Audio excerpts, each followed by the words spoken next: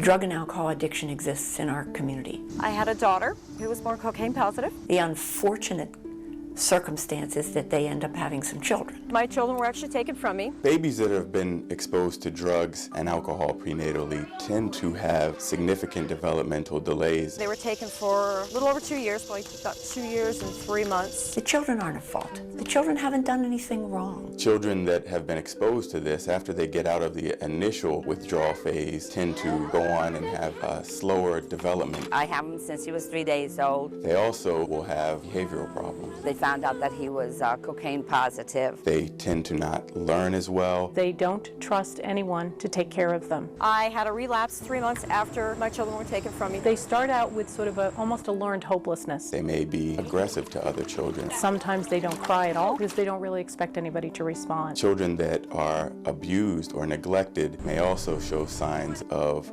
poor weight gain and growth. Without the right kind of intervention, these problems just get worse.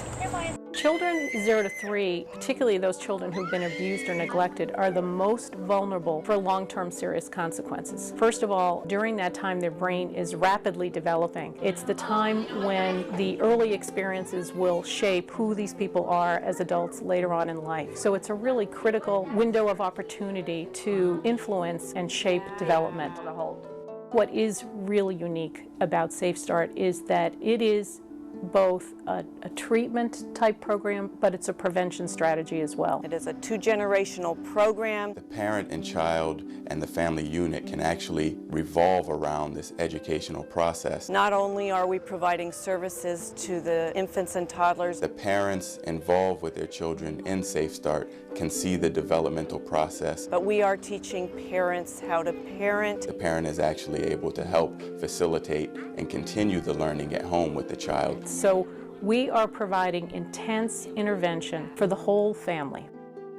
The Safe Start program is a very unique program. In child protection, we have to first make sure that a child is safe. There are only a couple of them across the country in which you have a partnership between a county children and youth department and an early Head Start program. The second thing is that we want to make sure that we find a permanent home for that child. We're helping the children and youth department reduce their costs, and we're helping them close cases. And then the third item is that we want to make sure that the child is being well cared for. Because the children, when they leave our care, are no longer part of the children and youth system. And that's where a program such as Safe Start comes in, because it meets all those markers.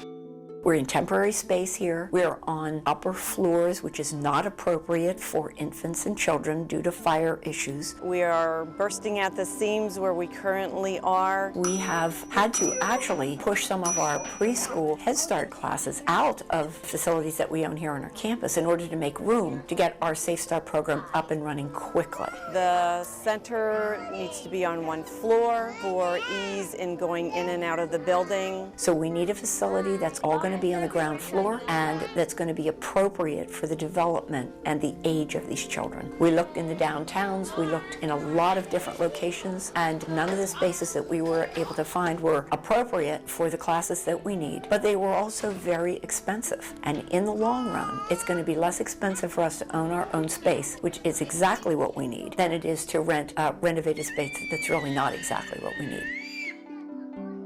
The new center will allow children the opportunity to have experiences with nature, with things in the classroom that they're not able to have even in our current classrooms. We want an entire therapeutic environment for both the children and their parents so that they can feel safe and loved and comforted when they walk in the door and know this is a place where they're going to get help. It will allow us to have comprehensive services for children and families in one location. We are looking forward to having classrooms that support high-quality best practice. We can really make a huge difference in these children's lives. I've seen a child who started 1 week before he turned 2 years old, so we only had him for a year because after 3 years old they graduate. In that year, I saw him start with no speech, no verbalizations really at all. He definitely couldn't process directions, or he didn't really know how to interact with the other children. In California, they start measuring the number of prison cells they'll need by the children at risk in 3rd and 4th grade. So it starts at a very early age. And when he left at 3 years old, he was speaking full sentences. He was following 2-step commands. He was being nurturing to the other peers. He was being sympathetic, empathetic. And research has shown us that the old adage of an ounce of prevention is worth a pound of cure really does come into play. And his relationship grew with his family also. We're stopping the cycle of abuse and neglect. We're stopping the cycle of drug abuse and the impact that it has on little children. Honestly, I really don't know where my kids would be today. About 89% of the children do achieve a permanent home and a caregiver that loves them and is able to take responsibility for them. That's their main goal here, is to reunite their children, the children with their parents. And that's really pretty astounding, because children birth to 3 who've been abused or neglected usually languish in the foster care system. Children that are placed in foster care systems repeatedly continually have an interruption in their ability to develop strong, secure attachments with caregivers. They are far more apt to be in foster care and remain in foster care until their adolescence. They've really brought my family together. It made us a lot closer. This is really a remarkable result, that families have been able to be reunified and able to take care of their children in this permanent home.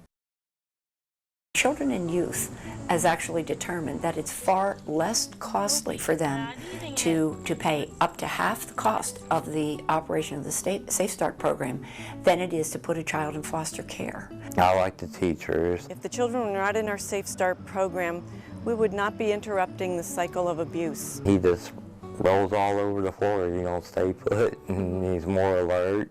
Make sure you stick to your goals, clean your act up, and get your kids back.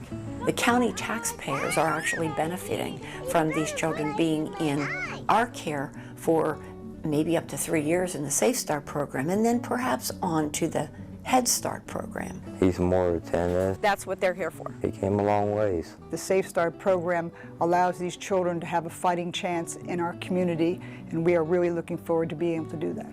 It's a wonderful program.